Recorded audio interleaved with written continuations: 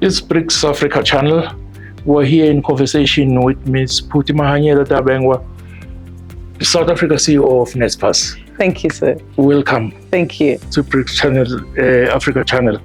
As a chair of the Digital Transformation Task Force, what are the main priorities for digital transformation within business community in Africa? So the main priorities that we have put forward, our recommendations, and there's 4 of them, is firstly AI ethics, and then secondly looking at connectivity, and then we've also put one on digital literacy, yes. And then we've put one on DPI, digital public infrastructure.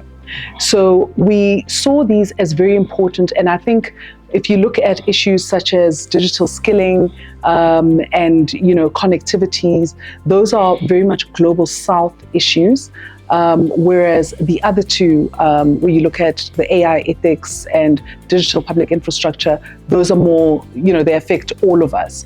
And I mentioned that because we are the last global South country that is hosting the G20, and we'll be handing over to a global North country, and so it's important what they will take as being important as they move this forward. And so we've tried to ensure that we're reflecting the nation that we come from, the continent that we come from, and that we are able to do so in a meaningful manner. And the reality, sir, is also that if we don't look at issues of digital skilling and connectivity, we will see many young people being left behind. And we know that, as has been mentioned many times, that Africa is going to be a hugely populous continent. We will have the significant number of people in the world. And so if that is to happen, we need to ensure that these are people that are significantly skilled and also have access to connectivity so that they can be able to contribute to the economies of the world more meaningfully.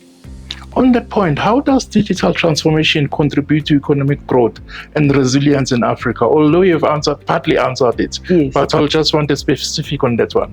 So if you look at any industry, whether it's a financial industry, whether it's even a fashion business, to be able to get the products out as fast as possible, to be able to meaningfully engage with consumers, you need to have the use of AI.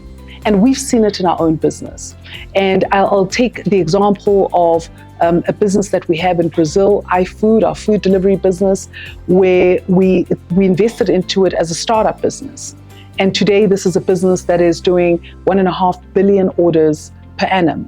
And this is all through the use of AI, but also in being able to engage with consumers to see what is more meaningful to them.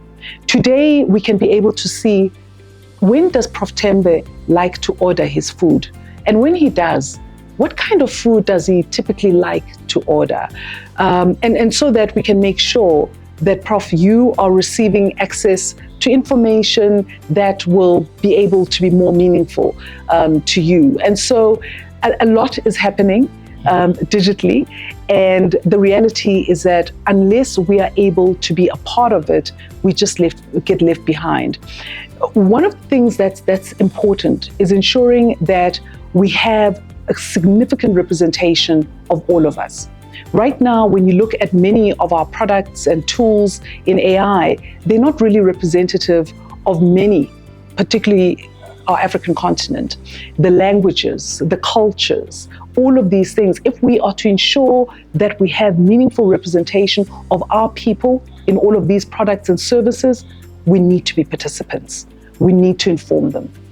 Let me quiz you on that, CEO. AI depends on big data. Yes. Learning data machines. Where do we get that infrastructure? Because the race seems to have left us already. Yeah. We know that we're in the race, but we're not in the first tier, not second tier, we're on the third tier. It is because of that infrastructure of big data that I've just mentioned. So where do we get that infrastructure and when? How do we catch up? Yeah. So the interesting thing is that, when you look at many tech firms internationally, we are one of the leading tech firms around the world, and we are here. If you look at other firms, so I'm talking of Naspers, Process, if I look at Google, if I look at Microsoft, all of them are organizations that have a significant focus on Africa as well. And they are investing in connectivity in Africa to ensure that they can be able to get as much representation as possible. And so you can't ignore the African continent when you talk about AI. You cannot ignore it. It's too large. And so if we are to make sure that our populations are as productive as possible, we need to be doing it right here. And that is why we are finding that all of these brands who could just focus completely on the global north are focused right here. And yes, they are in India, they're in China, but they are here on the African continent, and they are investing today. I mean, when we look at media, we've seen, media releases from Microsoft, from, Google, from Naspers, from Process, looking at, showing what we are doing in investing in these markets to ensure that we can be able to have continuous growth in these markets. It is important, not only for us, it is important for every single person on the globe. I understand that. Yeah. May you share some highlights from the B20 South Africa Midterm Conference and its significance in relation to global economic decision? So what I can say was some of the highlights was seeing the fact that, firstly, we had knowledge partners who were very committed to the work that they do. We also had co-chairs who were also very committed, and these are co-chairs who represent many firms around the world. So on my task force, I had 10 co-chairs representing leading organizations around the world in tech and in mobile telephony. And so, being able to receive access to information from them and perspectives from them, for us to be able to get to the 4 recommendations that I named initially, it wasn't an easy process, because we all come from different parts of the world, we all have different experiences, but we were able to get to that point of being able to agree on these 4 recommendations. And it was important for us, particularly as we hand over to the USA, that we're able to do so. And so there was a number of issues that I can highlight. I think it really significantly was about us all as different organizations, as different partners, being able to work together for the good of the G20 countries, but also obviously the rest of the world. How do recommendations from the B20 task force influence the G20's approach to global economic issues? I think they influence the global economic approaches, because when I look at the B20 here in South Africa, we are handing over to the G20. One of the key issues has been alignment between our recommendations versus their recommendations. And I'm very happy that as the Digital Transformation Task Force, we've worked very well. We've had, a number of advocacy events that we've shared together with the G20 digital work stream. And when I look at the recommendations that they have put forward, they're very similar to our recommendations. And this is through separate, they've got their own knowledge partner, we've been working separately, and yet we've come to similar conclusions, which tells me that we've really been able to focus on issues that are of relevance both to the global south and to the global north. And so I think from that perspective, as the G20, given that the G20 is a significantly populous and significantly fast-growing part of the world, that will have an impact on the rest of the world. And so from an economic perspective, it has a significantly important role to play in terms of how we move our economies forward. So in what ways can digital transformation foster greater inclusion and opportunities for smaller businesses in Africa? Small businesses in Africa are of significant importance. And it's one of the reasons why we came up with a legacy project, which is actually going to be focused on funding of small and medium-sized enterprises. What we've seen is the fact that whilst you have capital available for medium-sized and large enterprises, it's very difficult to find capital for startup and early stage businesses.